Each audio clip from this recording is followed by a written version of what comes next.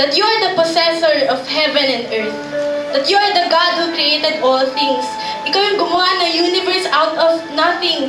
And you created us, kaming magaganda, pogi, Lord, dito sa church na to, out of nothing. Ang galing, Father God, na nasusustain mo yung pangangailangan namin. And Lord, if you have provided, if you're able to provide before and now, you can provide in the future.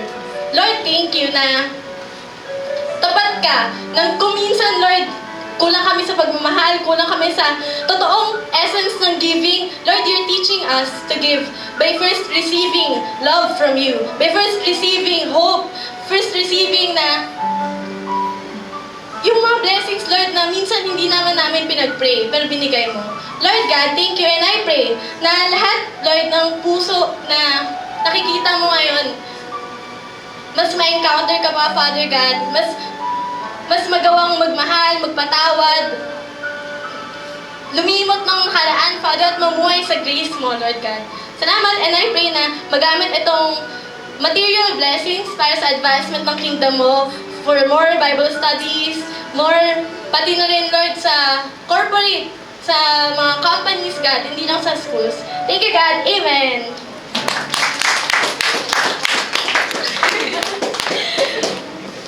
Ayan, so, palakpakan ulit natin si Ate Rachel. O, diba? Sobrang generous, hindi lang financially, pati sa jokes. So, ayan. So, proceed na tayo. Siyempre, ang pinaka-climax ng worship service is to hearing the Word of God. So, syempre, no other than our very own gwapong-gwapo. Syempre, kung magaganda at gwapo kayo, gwapo rin dapat yung pastor, di ba? So, palakpakan naman natin si Pastor Mike. Salamat, palakpakan natin ang magandang si Ate Heidi. O, parang entertainment, di ba? Palakpakan natin isang malakas sa palakpak sa ating Panginoong buhay. Kasi kaya dyan. Okay na. Okay. Can I invite everyone, let's stand. Okay. Tapos sabihin mo sa katabi mo, kamustahin mo yung katabi mo. Sabihin mo, ay, ang gwapo mo ngayon, ang ganda mo ngayong araw na ito, di ba? Ayan. Yun nasa likod naman, di ba? Yun nasa likod naman. Pansinin mo naman, di ba? Okay. Naniniwala ba kayo? Gwapong magaganda lang. Okay. Lulubos-lubusin ko ng pagtatagalog ko. Okay. Anyway. So, dapat hindi ako yung preacher ngayon. Pero naisip ko, sa Gen Rev, ako yung magpipreach. So, yung preacher ngayon, in-assign ko na lang siya sa Sunday. After ng Gen Rev. So, sa September 25, meron tayong guest speaker. And taga-church yun, dito, nag-assign ako. Pero next week, may guest speaker tayo from other church. Okay? So, be excited. Sabi sa katabi mo, be excited. Okay? Actually, ampon ng balm yun. Ampon ng balm. Okay? So, kung hindi nyo kilala, makikilala nyo na lang. Okay? My tip, basta, siya, sasabihin ko na isa sa mga pinaka-passionate sa on fire para kayo. Okay. So, everyone, can you get your Bible? And I'm having a problem right now kasi at this very moment, nagtatalo pa rin ako. Lord, ano yung message mo? Ano yung gusto mong iparating sa bawat isa? Dalawa yung pinagtatalunan ko eh. Ito ba'y heart o ito'y mind? O, di ba? Okay. Heart o mind? Yan, okay. Heart o mind? Sino may gusto ng heart? Sino may gusto ng mind? Wala na ba? Sige. Can you get your Bible and please open your Bible?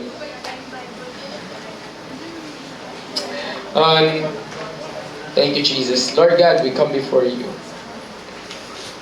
Wait.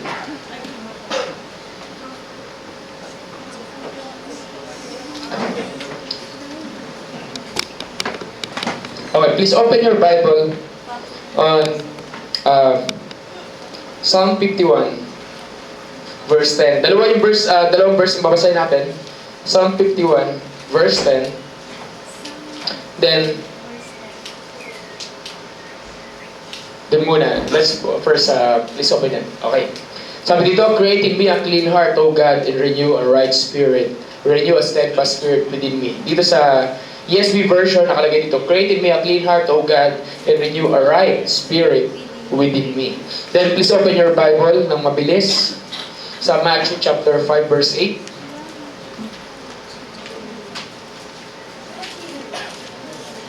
Okay, sabi dito, blessed are the pure in heart, for they shall see God. So siguro may idea na kayo na pag-uusapan natin.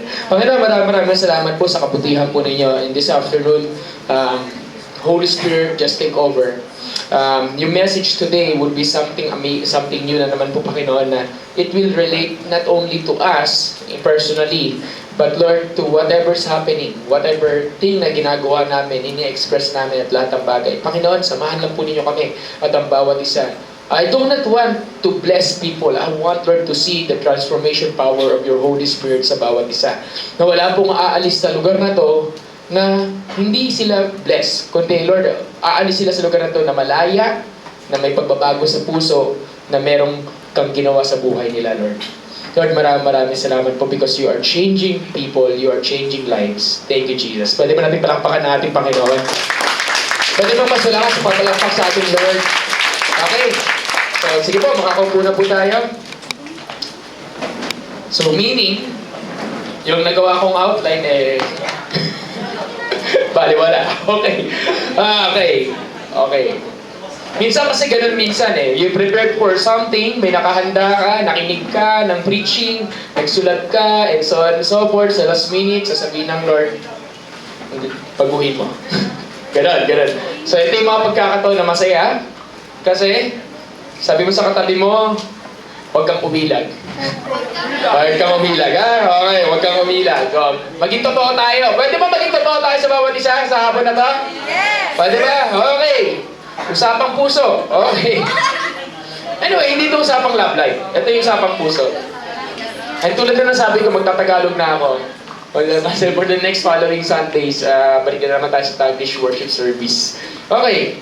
Anyway, sabi doon, sa Psalm chapter 51 verse 10, sabi doon, create in me a clean heart, O God, and renew a right spirit within me. For the background, ang Psalm 51 ay sinulat ni David.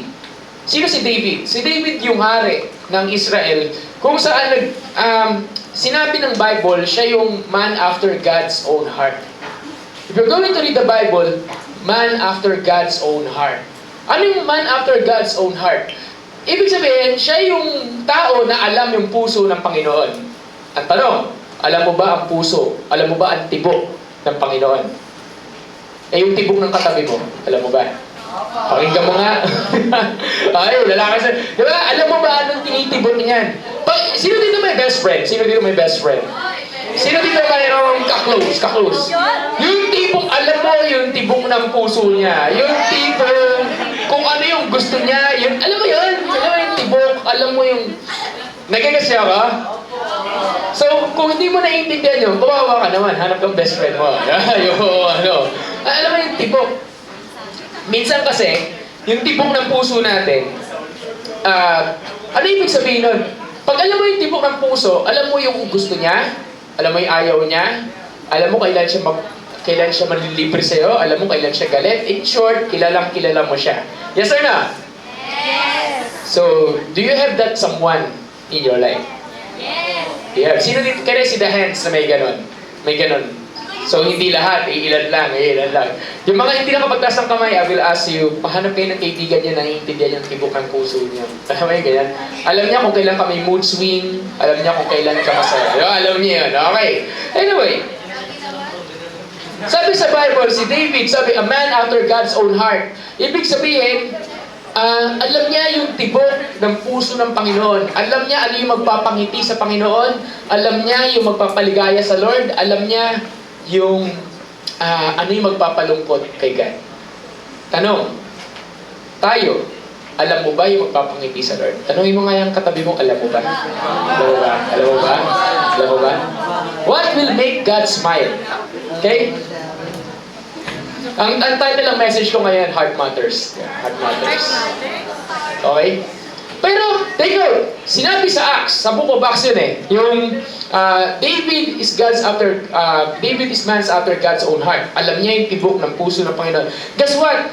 Etong Psalm 51, create in me a clean heart, O God, and renew a right spirit within me. Sinulat to ni David nung oras na natumba siya sa kasalanan. Ito yung oras na natumba siya at nangaliwa siya. So sa mga hindi nakakaalam po ng istorya, ganito kasi yon. Isang araw si David, hari na siya. Tapos nandun siya sa parang balcony ng kanyang palasyo. Ito yung mga panahon na kailangan ng hari nakipaggera. Ito yung mga panahon na ang kailangan ng pinuno na sa front lines. Ngayon kasi, ang pinuno nasa likod eh. Pag may gera, sundalo na sa harap. Dati, sa Bible times, ang pinuno nasa harapan. Siya yung namumuno. Ito yung mga panahon na kailangan nakipagdigma si David. Ito yung mga panahon na si David kailangan nakipaggera, nakipaglaban, nagko-conquer ng mga land. Pero asan siya? Nasa bahay. Nagpapahinga. Isang araw, naglalakad siya dun sa kanyang balcony. Then napatingin siya sa ibaba, kasi mataas, napatingin siya sa ibaba. May nakita siyang naliligo. Question. Guys, may nakita ka naliligo. Nakatupis. Ano gagawin mo? Okay. Ladies, may nakita kayong naliligo. Nakita nyo, di ba yung mga K-pop fans dito ng mga babae? Okay. Nakita nyo yung crush na crush yung K-pop. Nakita nyo nakatupis. Anong gagawin nyo? Okay. Ay, ganun na naman yun eh. Okay. Anong gagawin mo? Hindi, seryoso. Di ba? Si David, anong ginawa niya? Alam niya ba na mali ang tumingin? Alam niya eh. Pero sabi niya, hari naman ako eh. Tingin ako. So napatingin siya. Napatingin siya. So, in short, nagsisimula lahat yan sa tingin. So sabi mo sa katabi mo, huwag masyadong tumingin. Saan siya tumingin? Tumingin siya sa isang babaeng naliligo. And I will tell you, nakahubad yun, hindi nakatapis, hindi nakatupis, and so on, so forth. Nakahubad yun. So, kahit malayo yun, natukso siya, at ang next yung pinagawa, ito. Ang next yung pinagawa, patawag mo siya. And eventually, may nangyari sa kanilang dalawa. Diba? May nangyari sa kanilang dalawa. Kilala niyo ba, tinutukoy ko kung sino pangalan niya?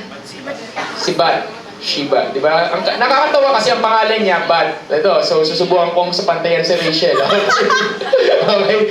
So, nakita siya ni David, siguro na kaya naging pangalan niya, Bat Shiba, kasi una siya nakita saan? Sa bathroom, habang naliligo. Di ba? Tipong gano'n. Okay, palaparan naman natin ang Lord. Okay. Wala, trying hard lang yun. Okay, ito.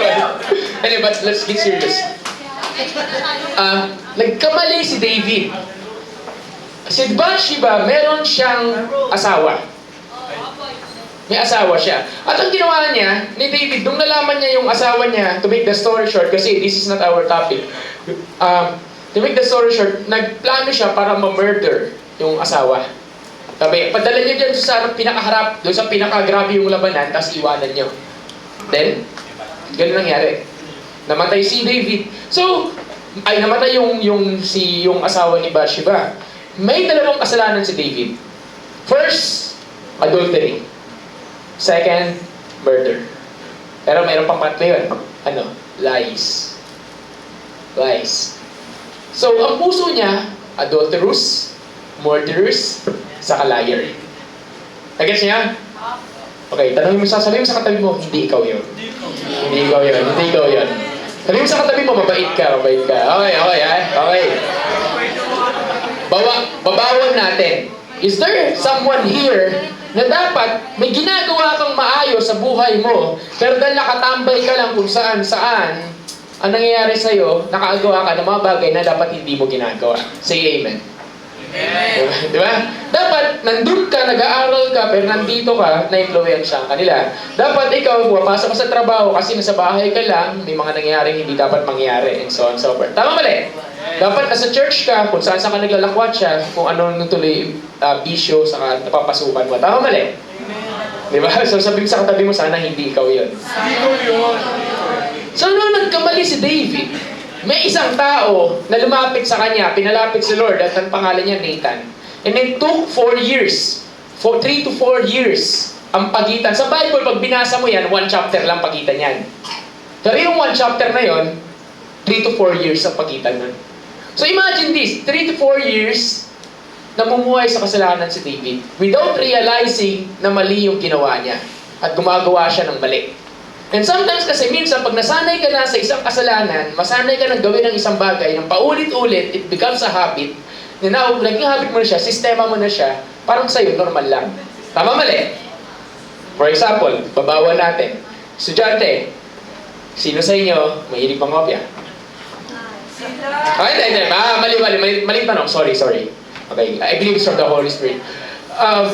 Sino dito alam niyang mali ang nangungopya? Mali ang nangungopya. Taas ang kamay. Sino dito ipaglalaban? Hindi, pastor, tama yan. Tama lang yun. Share your knowledge. Sino alam niya? Young pro, lahat ng tao dito. Sino dito alam mali ang nangungopya? Taas ang kamay. Yung alam mong mali at paninindigan mong mali. Okay, baba na. Yung mga nagtaas ng kamay, sino dito masasabi mo sa akin kahit kailan hindi ka nangopya? Taas ang kamay. O akala ko mali. Di ba? Nang hindi lang once. Sino dito magsasabi sa akin na, Pastor, once lang ako nangopya sa buhay ko? So sabihin mo sa katabi mo, welcome. Yan, welcome. Ano yung sabihin nun? Nasanay tayo na sistema natin nun, yung estudyante tayo. Tama mali? We've been used to it na ginagawa natin ng paulit-ulit na hindi natin na-realize na, alam nating mali. Pero dahil lifestyle na natin, tinatanggap na lang natin. Tama mali? Ganun ang bisyo.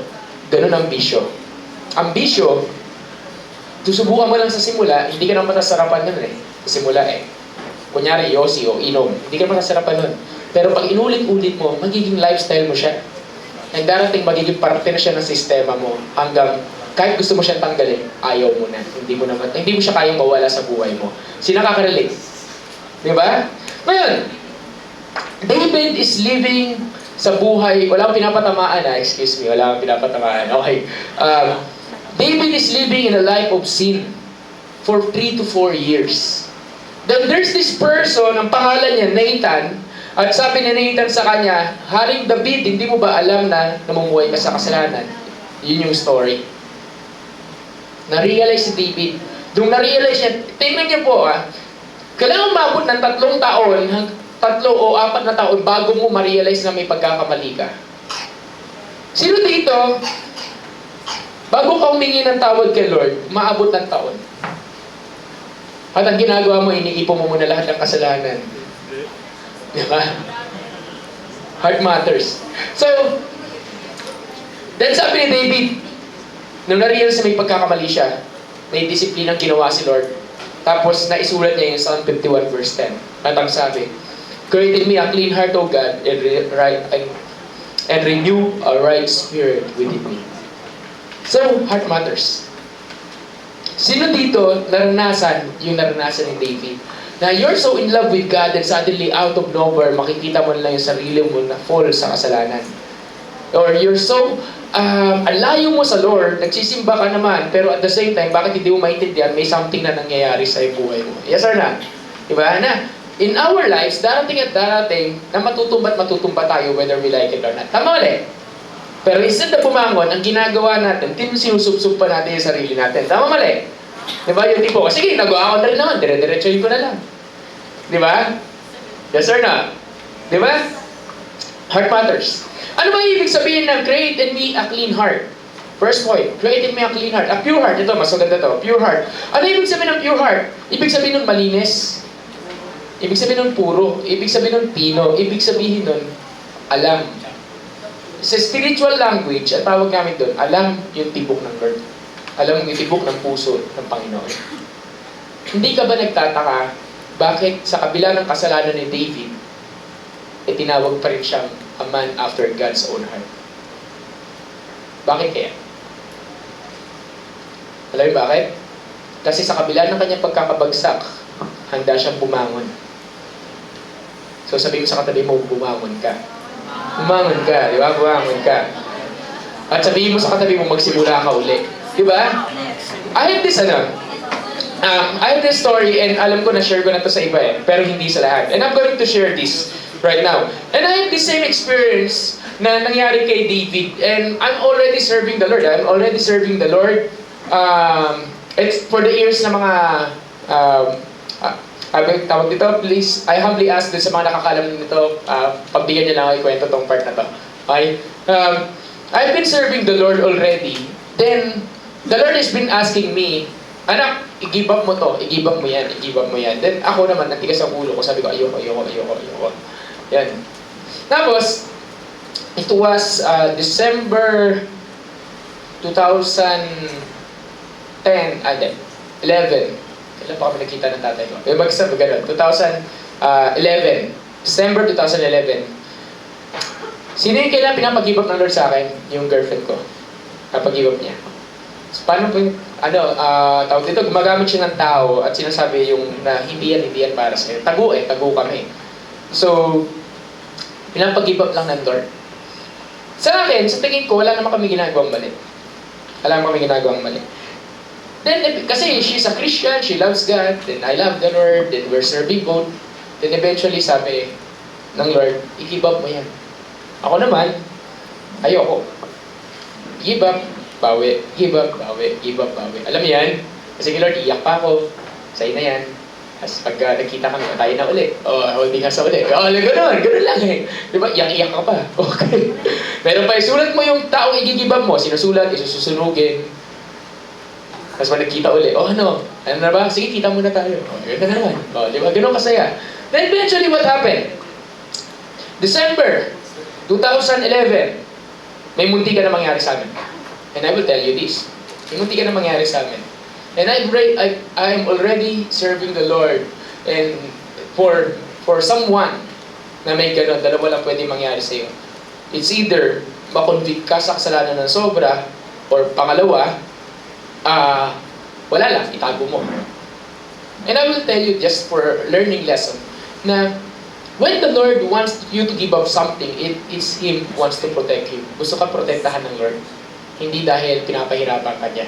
Okay? Hindi dahil KJ siya. Pag sabi mo sa katabi mo, sumunod ka. Sumunod ka. May muntik na may mangyari sa akin. Pastor, ano yung gano'ng kamuntikan yung muntikan? Hindi ko na sabihin gano'ng kamuntikan yung muntikan. Okay? Basta the bottom line is, grace na lang ng Lord. Okay? Grace na lang ng Lord. Bakit hanggang ngayon single pa rin ako? Okay? Grace na lang ng Lord. What happened next? After that, New Year, tawag doon, nagkakaroon ng fireworks. Nandun ako sa bahay ng auntie ko.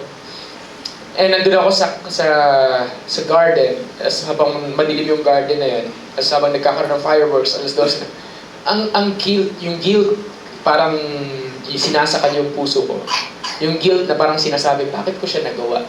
Have you experienced in your life that ikaw mismo grabe yung sisi mo sa sarili mo? Na parang, ayoko na.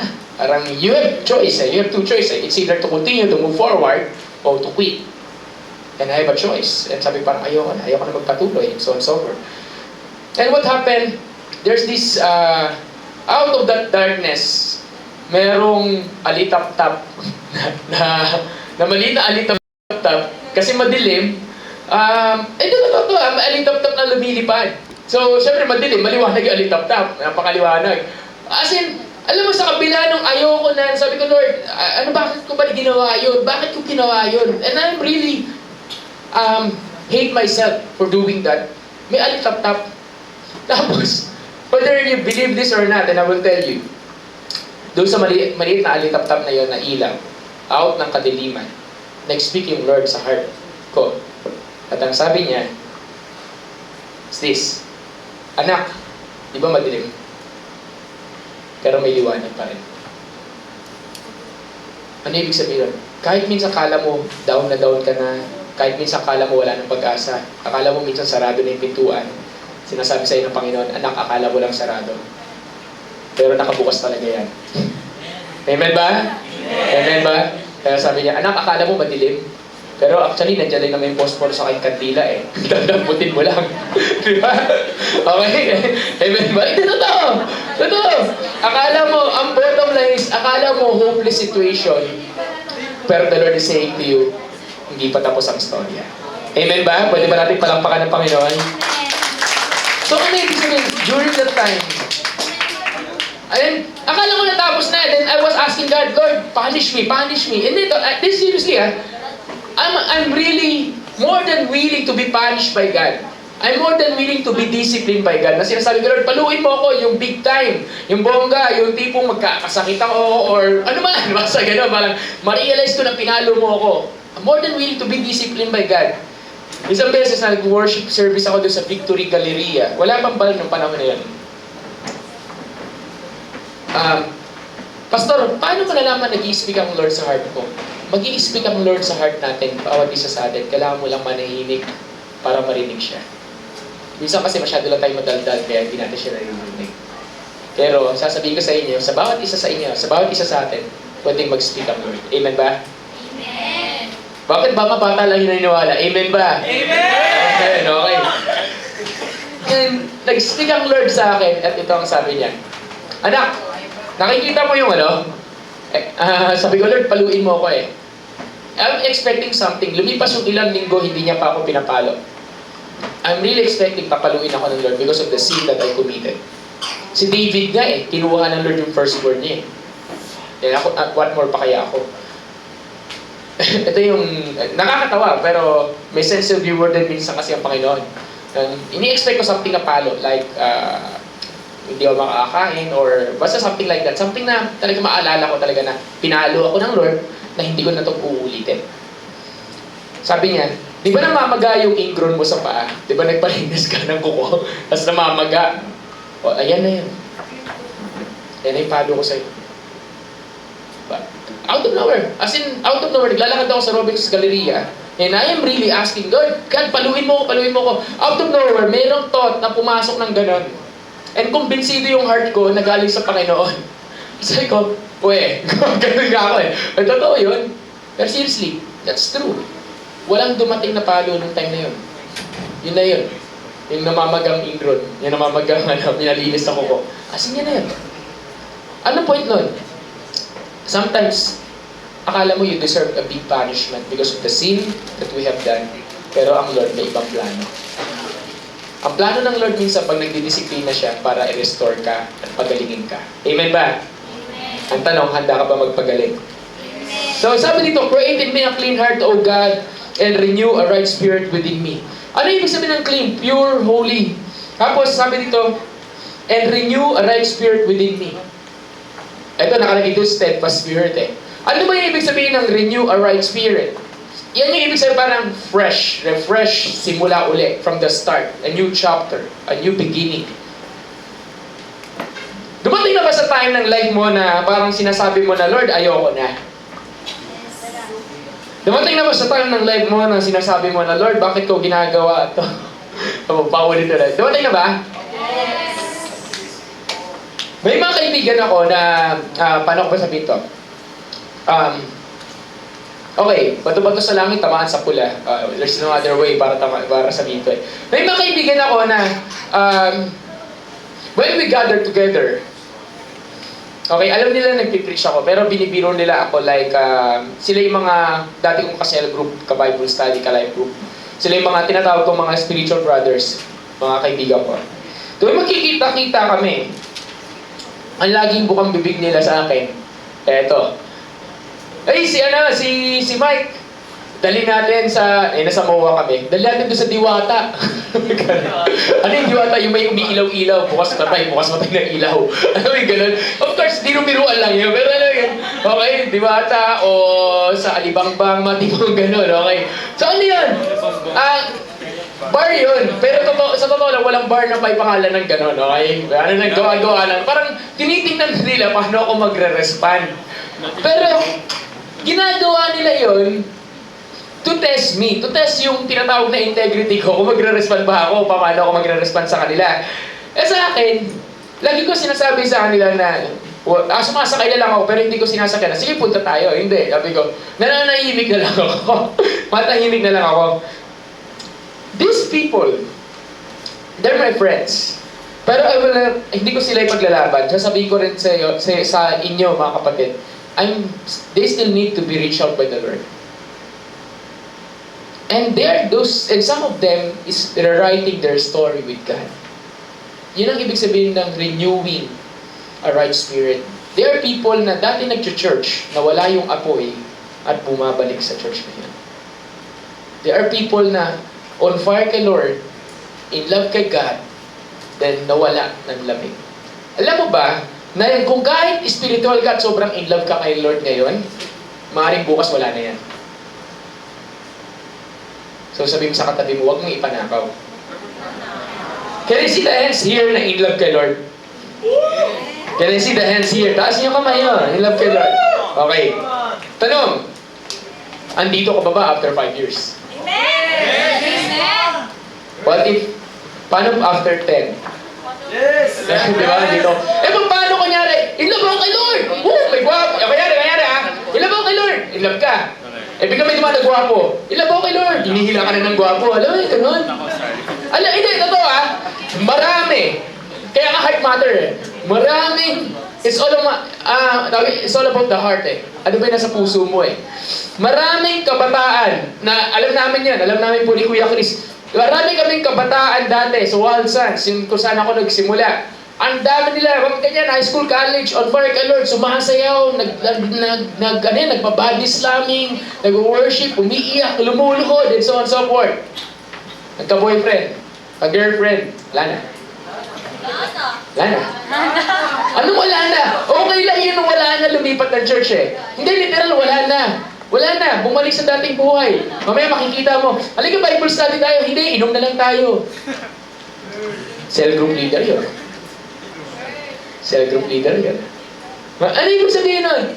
Hindi ibig sabihin in love ka kay Lord ngayon, bukas, in love ka pa rin. Kaya nga, iniingatan ang love kay God. Kung tulad ng paano mo iniingatan yung love mo sa someone, iniingatan din yung love kay Lord. Amen ba? Amen. Parang ayaw nyo, amen ba? Amen. So, sino dito, willing ka magpasulat ng bagong love story kay Lord? Ng bagong, di ba, right story, di ba? Sabi dito, kasi, pwede mo sabihin na create in me a clean heart, O God, and renew a right spirit within me. The question is, sinasabi mo ba kay Lord, Lord, baguhin mo yung puso ko, bigyan mo ako ng bagong puso, bigyan mo ako ng bagong simula. Sinasabi mo ba sa Panginoon yun? May question ako. Sabi sa Bible, where your treasure, where your heart is, Where your heart is, there is. yun. Where your treasure is, there your heart is. Kung nasan daw yung kayamanan mo, nandun din yung puso mo. Question ko. Sino dito masasabi mo sa akin ang kayamanan mo? Tao. Kaluluwa. Ako ang kayamanan ko, kaluluwa. Alam bakit? Tao ang tibok ng puso ng Panginoon. At wala siyang ibang tinitibok kundi makita niya umayos yung buhay ng kanyang mga anak na naliligaw. Amen ba? Hindi ka ba natutuwa doon? Diba? Pwede mo nang palakpakan ng Panginoon? Sige. Tignan natin. Sino dito masaya ka na punta ka dito? Diba? Hindi po naglalakad ka lang, di ba nadapa ka lang, uy, may simbahan pala dito. Okay. I'm going to tell something. This happened last January lang. Yung iba dito alam last January lang. May film showing kami sa baba, may film showing kami. Tapos, war room. Tapos tignan may kumatok dyan sa gate. Yan sa gate may kumatok. Matandang babae. Nakalimutan ko sino yung magbubukas eh. Basta hindi namin pinapansin kasi akala namin, parang tumitingin lang siya dito and so on and so forth. Tapos,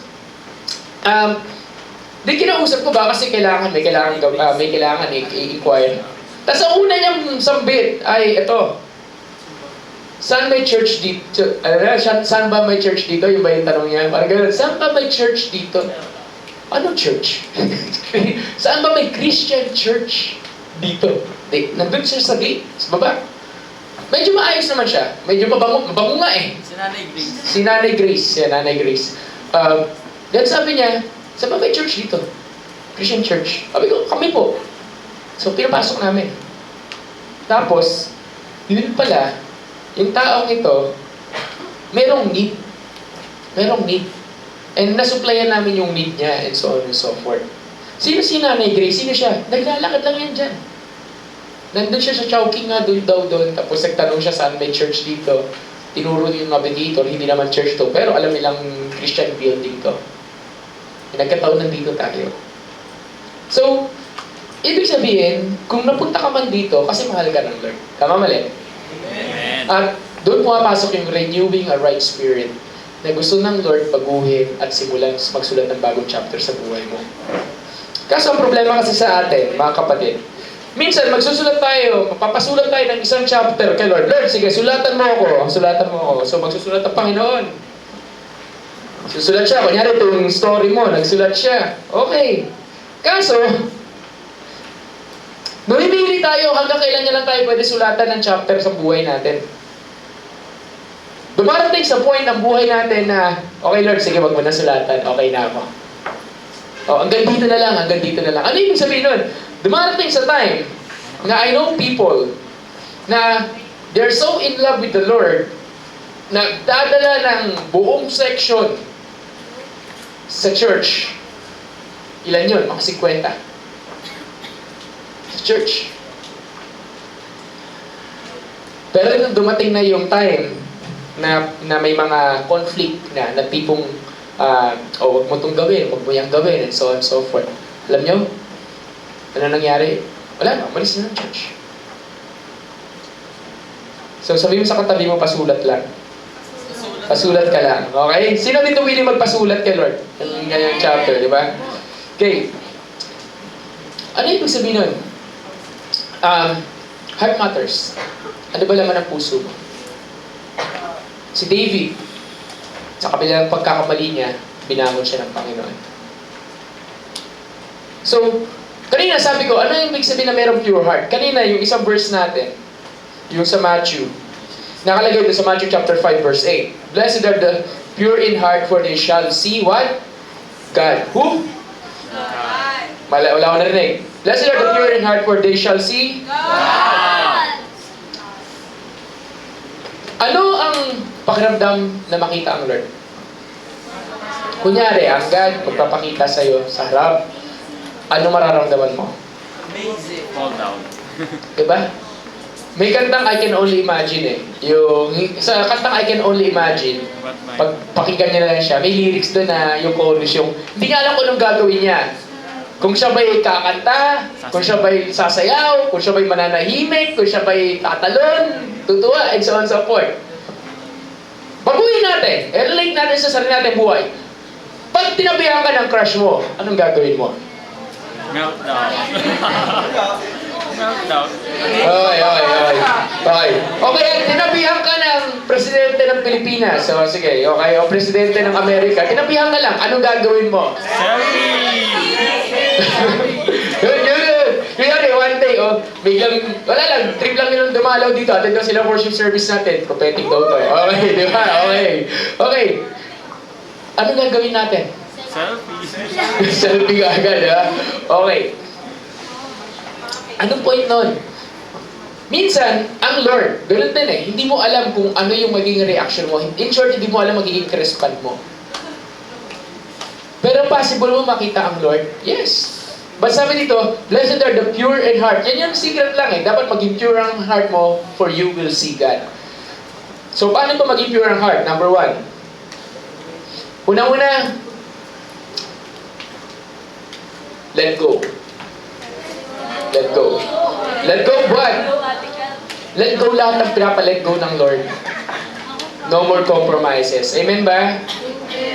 Parang yung amen niya, pahina ng pahina. Amen ba? Okay. What if today, kasi may dalawang nagtatalo sa'yo eh. What if yung isa sinasabi sa'yo, let go, yung sa loob mo, sinasabi, wag. Tama mali? Diba? Okay, paano let go? Let go of the things na papalet go sa'yo ng Lord. Marami yan. At isa na dyan yung mga obvious kasalanan, compromises. Okay? Meron, pag ikaw accountant, meron dito pinadaya na ba ng yung tipong sabi, dayain mo yung yung tax and so on so forth. Diba? Possible yun. Pag ikaw estudyante, kaya ba i-let go na hindi ka na mangungopia ever at hindi ka na magpapakopia? Akala ko mahal mo Lord. Di, ibig sabihin, hindi na natin makikita si Lord. Okay, wala na eh. Yun pa lang, hirap ka na eh. Di ba? Sasabihin mo sa akin, wait lang, sino dito gusto magkaroon ng encounter kay God? Yung makikita mo si Lord face to face. Huwag ka magpakopya. Huwag ka rin magpakopya. Oo, ganun lang yun eh. Diba ba? Let go. Sabi mo sa katabi mo, let go. Let go, no more compromises. Ano yung compromises? Kasama dito yung white lies. Kasama dito yung tipong pag sinabi na sabihin mo, wala ako. Dapat ang sagot, pag may tumawag. Sabi ng boss mo, sabihin mo, wala ako. Eh, Kristiyano ka, ano sasabihin mo? Sabi niya po, wala siya. Sabi niya po, wala siya. Okay, di ba? Okay. Di ba? Hindi yung magtatakpan mo ba? Ano yung sabihin ng no more compromises? Sa Christianity, okay, sorry sa Christianity, walang gray areas. Ano gray areas? Kay Lord, kung kay Lord ka, kay Lord ka. Kung kay Satanas ka, kay Satanas ka. Walang hindi pwede maging magbiyanan yung dalawa. Nagagets niyo ako? Dito to. Black and white. Wala sa gitna. Obviously, Pastor, ano ba yung kay Lord? Alam mo naman kung ano yung kay Lord. Whatever is true, whatever is noble, what is pure, what is right, lahat yung kay Lord. Ano yung sinasabi ng Bible? Kaya ano yung sa kabila? Lahat ng kabaliktaran. Amen? Amen? So sabi sa katabi mo, buhay ka pa ba? Okay. May compromises. Okay, let go. So pangalawa, how to be pure in heart. Hindi lang no more compromises, hindi lang let go. Number 2, obey. Diba? Obey. Ano obey naman? Minsan naman, may mga bagay na after we let go, may mga bagay na ipapagawa sa iyo ang Panginoon. Like this. Asan na yung dalawang yun? Wala si Bina? Ay, sayang. Okay, anyway. Like this. Meron akong ina-assign sa September 24 na magsasalita sa harap. May ina-assign ako. Pero, yung ina-assign ko, pareho yung 2 taon na ina-assign ko, pareho yung isang comment sa akin. Nagtuturuan sila. Pastor, siya muna. Pastor, siya muna. Ang gagawin lang naman, ikakwento niya yung buhay niya kung anong ginawa ng Lord. Diba? For example, yung isang lalaki na naka-stripe sa likod ng puti, diba? And black, diba? Kunyari, sabihin ko sa kanya, siya na lang tumayo dito sa 24. Tatayo ba yan? Tatayo lang. Oo nga naman. Tatayo lang naman eh. Okay. So ano yung sabihin nun? Minsan kasi, nagtuturuan tayo na sinasabi natin, Lord, obey. Wait lang, Lord. Sandali. Diba? Sabihin natin, mag-o-obey ka ba? Okay, balik tayo. Do you want to be pure in heart? Yes. Do you want to see God? Yes. Do you want no more compromises? Let go. Umiyak ka na dyan. Tumulong pa uhog, di ba? And so on and so forth, di ba? Wala na. Nag-repent ka na eh. Sabi mo, Lord, no more turning back. Hindi na ako babalik sa dati. Puti ako, puti. Hindi ako itim. Hindi ako gray. Nagigets siya? Eh, paano ko sabihin sa'yo ng Lord? Okay, anak, nagawa mo na eh. Ngayon, may papagawa ko sa'yo. Gagawin mo ba? Minsan kasi, mahirap na yung letting go, mas mahirap mag-obey. Okay. We can obey the Lord, pero to certain portion lang. It's matter of the heart. Ang tanong, yung heart mo ba nandito? Andiyan ba yung laman ba niyan? Lord, I will obey, I will obey. Kahit hindi mo naiintindihan, will you still obey? Kahit mahirap, will you still obey? Diba? Kasi, pag yung Lord nagpa-obey, hindi yung madali. Yung sasabihin mo talaga, Lord, grabe. Go talaga. Amen? Kaya pwede ba natin palampakan ng Panginoon? So sabihin mo sa katabi mo, obey. Obey. Sumunod, sa likod, obey tayo. Okay. Okay. Pure in heart. Okay. Ito ang pinakamadali. Before I proceed sa number 3, the Holy Spirit just reminded me this. When the Lord wants you to obey, alam niyo bakit? Kasi sabi sa Isaiah, for those willing and obedient, they will eat the best of the land. When you obey, nandun ang blessing. Then magtatanong ka, Pastor, bakit hanggang ngayon hindi ako pinagpapala ng Panginoon? Ang tanong, sumusunod ka ba? Baka mamaya doon sa pagsunod mo, nandun ang pagpapala. Kaya hindi ka pinagpapala kasi sumusunod ka 99.9. Ang 99.9 obedience ay hindi 100% disobedience. Alam niyo ba yon? Pag nagtira ka ng 1% para sa sarili mo, hindi obedience yun. Tama mali? Tama. Diba? Dapat 100%. Sabi mo sa katabi mo, ibigay lahat. Ibigay lahat, ha? Okay, ibigay lahat. The number 3, how to be pure in heart. First, you let go, no more compromises. Ay, by the way, speaking of number 1, we have this youth gathering before, yung pinanggalingan ko, ang tawag namin doon, Youth Alpha. Diyan lang sa Gateway. By that time, meron kaming tinatawag na Alpha course, which is gagamitin din na, perhaps gagamitin natin sa mga Bible study one day. Meron doon umaaten. And this person, after niya umaten, this is Bible study. After niya umaten, hahanap siya ng partner. And they will do a miracle. Okay. Gagawa sila ng bagay na hindi naka-glorify kay Lord. Lalaki to. At hahanap siya partner, lalaki din. I will tell you, after ng youth, ng Alpha course, every week, 10-week course yun, siguro more than 5, 6, 7 weeks, umaattend siya, doon. Inamin niya to, aattend siya doon. After niya umattend, hanap siya. In other words, umattend ka ng Bible study, parang umattend ka ng church, after umattend ng church, balik ka sa dating mong buhay. Gets? Parang wala nangyari. Pero tinuloy-tuloy niya lang until matapos yung 10 weeks. And I will tell you, now, graduate siya ng Asian Theological Seminary and now he is Christian. He is a Christian, yung sa phone, yung nagka-counsel. Graduate siya dun. Yun. In short, hindi naman tinitingnan ng Lord kung ano yung nagagawa mo lang eh. Tinitingnan ng Lord kung gusto mo magpatuloy. Amen ba? So sabihin mo sa katabi mo, obey lang sa let go. Then finally, number 3. First, no more compromises. Second, you obey. And how to be pure in heart. Finally, balikan natin yung Matthew chapter 5, verse 8. Yung verse kanina. Sabi the blessed are the pure in heart, for they will see God. And last one, desire. Minsan kasi, pag ikaw let go, dapat naman talagang ginagawa yun.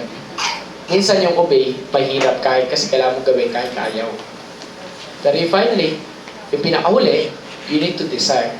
You need to desire to have these two things. First, you need to desire to have a pure heart. And second, you need to desire to see God.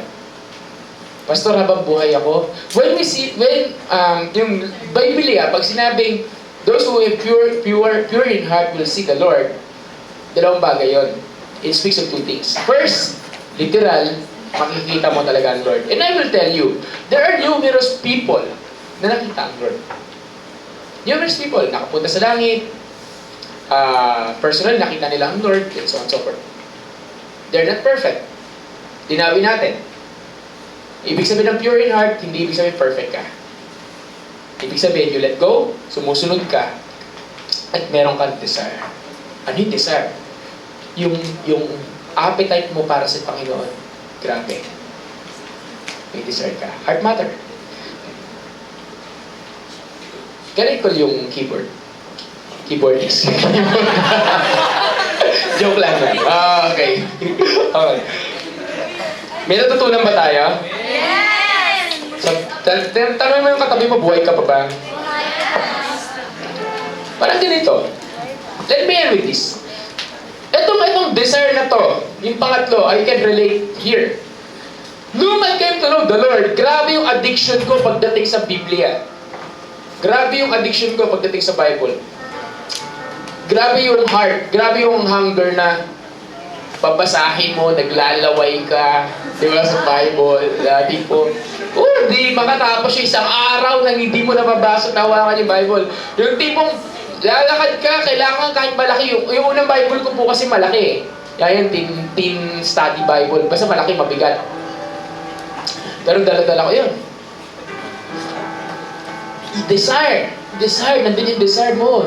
Lord, I want to have a pure in heart. Desire ko maka-encounter ka, so on so forth. Andun yun eh. Ang problem, habang tumatagal, nawawala yung desire. Nalalamig yung desire.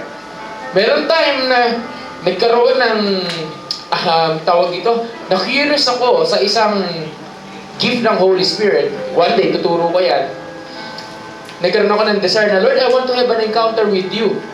I want to experience yung na-experience nila. And alam niyo kung ano gagawin ko because of desire? Pupunta ako ng prayer mountain, ako lang mag-isa. Aakyat ako ng prayer mountain, ako lang mag-isa. Sa Antipolo, sa Montalban. Aakyat ako, tapos mag-pray lang ako, Lord, please, dali, dito na ako yan. Alam mo, nagigigil ako eh. Nagigigil ako. Andun yung gigil. Andun yung desire. Andun yung desire na, alam mo yung mag-i-spend lang ako ng oras kay Lord. Sa 2 oras, 3 oras, pag ako lang mag-isa sa bahay, kakanta ako, sasayaw ako sa Panginoon, papatutug ako ng malakas. Magra-rap pa ako kay Lord. Seryoso? Desire. Ang problema, yung desire na yan, nawawala pag hindi iningatan. Again,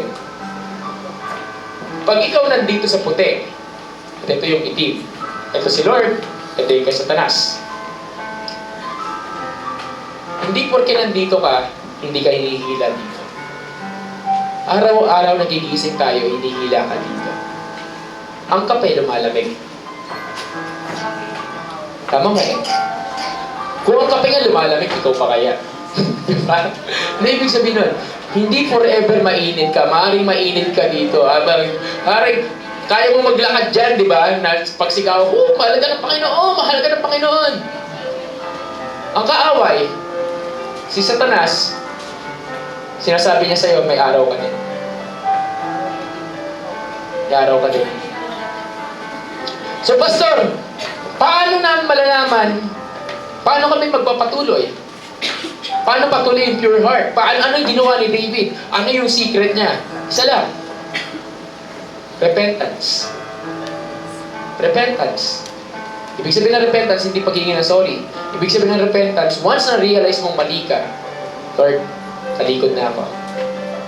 Hindi na ako babalik. Hindi na ako lilingon. Pastor, mahirap gawin. Dati palamura ako, hindi naman natanggal ka agad dyan. Minsan, hindi na ako nagmumura, pero sa utak ko, nagbumura ako. Ganon. Pero dahan-dahan. Pero repentance. Ibig sabihin, I will fight. Lalaban ako. Lalaban ako. Sabi nila, I will fight. Alam kong mali ito, lalaban ako kung ano yung tama. Minsan kasi, ang pinagkaiba ng Kristiyano, anong pinagkaiba ng isang tao na may relasyon kay Jesus sa wala? Ito, yung dating wala ako relasyon kay Jesus, alam kong mali, hindi ako lumalaban. O sige, mali naman. Sige, okay, lamunin mo na ako, kainin mo ako. Ganun, lamunin mo ako ng sistema mo. May gano'n, di ba? Totoo. Alam kong mali, mambabae. Alam kong mali, basta, alam ko yung mga mali bagay na yan. Alam kong mali yung uminom. Alam kong mali malasing. Alam kong mali mag-cutting class. And so on and so forth. Pero ba't ko ginagawa? Alam kong mali mag-shoplift. Alam kong mali magmura. And so on and so forth. At marami pa. Ba't ginagawa? Kasi wala akong Jesus. Pero nagkaroon ako ng Jesus, nagkaroon ako ng realization na, uy, gusto ko magkaroon ng pure heart. Ibig sabihin, hindi ako pumupunta ng church para makinig lang ng preaching. Pupunta ako ng church kasi gusto ko magkaroon ng encounter with God. Pupunta ako ng church kasi gusto ko, in a way, gusto ko magkaroon ng pure heart. In a way, na dati, doon sa dati kong church, doon sa Dulos, doon akong church, and they know this, pag nag-worship ako, wala akong pakailam sa sasabihin ng mga tao sa paligid ko. Gagano ako, gagano ka, kasi may mamamagka. Ngayon kasi ganda rin sila mag-worship eh. Pero nung unang panahon, isa ako doon sa pasimuno doon. Alam yun. Which is, yung attention ng mga tao, nandun sa'yo kasi yung worship is passionate. Na nakataas yung kamay, nandun, sinihan siya eh. Yung iba nandun sa loob ng upuan. Ako hindi, lalabas ako sa upuan, nandun ako sa aisle, nandun ako sa gilid, doon ako magsasayaw, doon ako magtatalon. Kaya Lord, hindi ko ikakahiya ang worship ko. Hindi lang sa church, kahit saan ako. Kasi meron akong desire, Lord, I want to have a desire to see you. Yun ang meron si David. Hindi ako perfect. Walang perfect. Pero yung desire ko na yun, it keeps me pushing me forward. Yun nagpapatuloy sa akin. na minimension nila sa akin, kinakausap nila ako, masyado kang ganito, masyado kang ganyan. Tuloy lang. And, I'll tell you, ngayon, ganoon na rin sila eh. Ganoon na rin sila. So, if you have this desire, it will keep you it will keep you moving forward. So, sino dito may desire to see God? Or the question is, let me rephrase. Sino dito gusto magkaroon ng desire to see God? Bibigyan ka ng apoy ng Lord today. Pero yung pagpaypay sa apoy, nasa sayo. Responsibilidad mo. Tama? Tama, mali? Bakit? Bakit wala kayong sinasagot? Okay? So, can I invite everyone? Let's stand. So, inspired teaching and preaching yung ginawa natin this afternoon. But heart matters. Ano ba importante sa puso mo? Ito question. Number 1. Handa mo bang magpasulat ng bago chapter? Are you willing to be renewed by the Lord? Yung heart mo, Lord, pa-renew ko heart ko. Again, nawala yung desire, gusto ko magkaroon ng desire. Nawala yung apoy, gusto ko magkaroon ng apoy. Pangalawa, gusto mo magkaroon ba ng, kung wala kang pag-desire, gusto mo ba magkaroon ng desire? Huwag yung patumpik-tumpik, mamili tayo. And everyday nagigising ka, isipin mo lang to. Sa oras na namulat yung mata mo, sa oras na namulat yung mata natin, para sa Diyos ka. Para sa Kanya ka. Hindi para sa mundo, hindi para sa kasalanan, hindi para sa sarili mo. Para kay Lord ka. May plano sa iyo ang Panginoon. Can I ask the people here, yung sa lights, pakipatay yung lights, and everyone, can you bow your heads and close your eyes? So, yeah.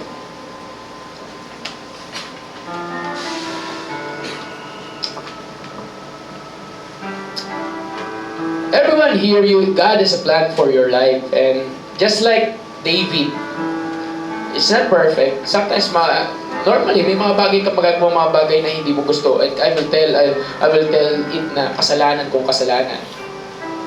Minsan, kahit ayaw natin, nakagawa tayo ng mga bagay na hindi dapat ginagawa. Pero ang tanong lang, kapatid, ikaw ba, kung na-realize mong mali ka, handa ka bang magpakumbaba at sabihin sa Panginoon na, sorry, tulungan mo ako magbago. Tulungan mo ako. Yung tatlo kanina. Alam mo ba ang sarili mo? Kilala mo ba ang sarili mo? Baka may mga bagay kang hindi nila-let go. Ang sinasabi ng Panginoon sa'yo, anak, itigil mo yan. Kaya sabi mo, ang hirap, hindi ko matigil. Hindi ko ma-give up. Hindi ko matigil yung bisyo ko. Hindi ko matigil yung habit ko. Hindi ko matigil yung pagre-rebelde ko, and so on and so forth. But today, believe me, the Lord has the power to break the chains. Meron kang pangyarihan ng Panginoon para putulin yung kadena na kumakadena sa'yo. May kapangyarihan ng Panginoon para palayain ka doon sa mga bagay na hindi mo kayang i-give up. Hindi mo kayang i-let go. Ang tanong, handa mo bang sabihin sa Kanya, Lord, I'm letting go of it. Binibigay ko sa iyo to. Minsan problema mo, emosyon. Minsan depresyon. Minsan sa isip. Minsan sa finances. Minsan sa pamilya. But the question is, sinasabi, handa mo bang i-let go lahat ng bagay na hindi makapagpapangiti sa Panginoon? Or baka may pinapagawa sa iyo ang Panginoon. Sinasabi niya, anak, sundin mo to, gawin mo to, gawin mo to, gawin mo to. Ginagawa mo ba? O baka mamaya may ginagawa ka, pero nagtitira ka sa sarili mo. Sunod lang, kapatid, kahit hindi mo naiintindihan, ang Lord ang bahala sa iyo. Or finally,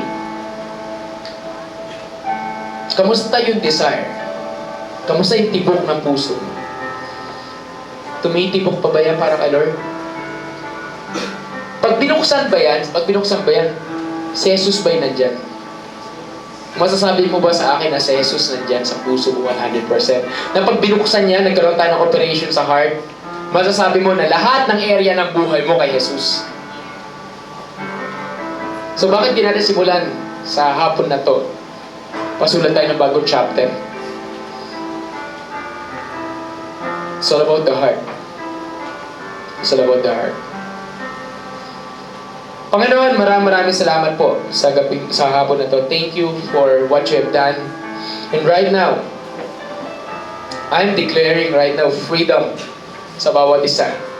Anyone who can hear my voice, Lord, I'm just declaring freedom. That they will be free from the things na kumakadena, naging lumaya sila sa mga bagay na gumugulo, sa mga bagay, Lord, na nahirapan mag-let go. I'm declaring freedom sa bawat uri ng kasalanan na parang ang kulit, paulit-ulit na lang. Kalayaan sa bawat bagay na gumugulo sa buhay na umaagaw ng atensyon, umaagaw ng pagmamahal namin sa inyo. Sa bawat isa, Lord, na inuutusan mo at may pinapagawa ka rin, I am declaring, God, at bigyan mo sila ng tiwala, lakas ang loob, pananampalataya para sumunod. At higit sa lahat, bawat isa nakakarinig ng boses ko, bigyan po ninyo, Panginoon, ng isang bagong puso na walang ibang i-desire, walang ibang gugustuhin kundi ikaw, na walang ibang gugustuhin kundi kayo.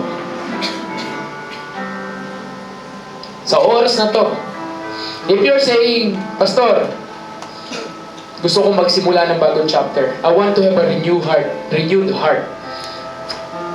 If you're saying ikaw yon, na gusto mong magsimula ng bagong chapter, renewed heart, na gusto mong maging the man or the woman who after God's own heart, can you raise up your hands? Every eyes closed, can you raise up your hands? Kasi sabi mo, ikaw yon na gusto mo. Then, Panginoon, nakikita po ninyo ang bawat isang nakataas ng kamay at nagsasabi na gusto nila magsimula. Lord, ngayon mismo po, even without me laying hands sa bawat isa. Right now, Lord, let your Spirit fall and let your Spirit baptize every heart right now and let them know na ikaw yung mahawak sa kanila. Let them realize, Panginoon, sa oras na to kung gaano mo sila kamahal. Let them realize, Lord, that you died on the cross. That on that cross, doon, pinako mo na lahat, Panginoon, na wala ng bagay na gugulo, wala ng bagay na kukulong, wala ng bagay na gagapo sa amin. At sa oras na to, sa pangalan ni Jesus, I declare complete freedom in the name of Jesus sa bawat isa. Sa bawat isa. Lord, let the fire fall in the heart of everyone. And let there be a desire to have a pure heart. Let there be a desire to see you face to face. Starting today. Starting today. Thank you for this afternoon. Thank you, Jesus. Amen and amen. Pwede ba natin palapakan ng ating Panginoon? So sabihin mo sa katabi mo, magsimula tayo ngayong araw na to. Thank you po. And can you go around na sabihin mo sa akin, start a new chapter, okay? Can you go around and start a new chapter? Start.